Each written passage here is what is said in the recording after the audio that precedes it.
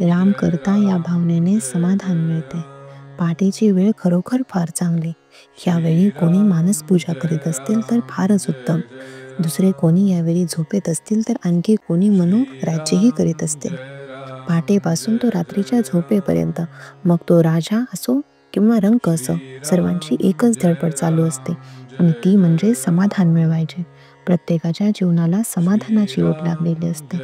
वास्तविक खरे समाधान हे कशावरही अवलंबून नाही. ते राम करता ही भावना बाळगल्यानेच मिळू शकते.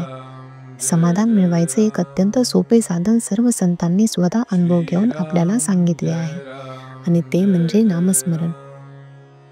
खरी तहान लागली म्हणजे सहजपणे कोणत्याही नदीचे पाणी प्यायले तरी तहान भागते.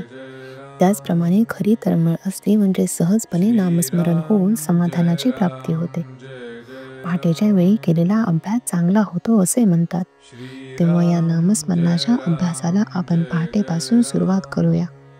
काकड आरती झाली म्हणजे देवाचे स्मरण संपवावे असे नाही किंवा सारखी काकड आरतीच करावी असेही नाही. भगवंताचे अखंड नामस्मरण आणि भाव पाहिजे. यात सर्व काही आहे. मला खात्री आहे तुम्ही आवडीने आणि तळमळीने हा अभ्यास चालू ठेवाल तर राम तुमचे कल्याण करील. नाम घेत असताना इतर विचार मनात येत राहतात अशी सर्वांचीच तक्रार आहे. परंतु असे पहा, एखादा मनुष्य रस्त्याने चालला असला की त्याला रस्त्यात कोण भेटावे हे काही त्याच्या हातात नसते. शिवाय त्याला कोणी विचारले की तुला रस्त्यात कोण कोण भेटले तर तो म्हणतो माझे लक्षच नव्हते. त्याप्रमाणे आपण नाम घेत असताना या विचारांकडे दुर्लक्ष करावे. त्यांच्या पाठीमागे जाऊ नये किंवा त्यांच्याबद्दल विचार करीत वेळ फुकट घालवू नये. मला विचार विसरला पाहिजे असे म्हणून का त्याचे विस्मरण होणार आहे. नामाकडे जास्त लक्ष द्यावे म्हणजे विचारांचा आपोआप विसर पडतो आणि पुढे ते येईनासे होतात.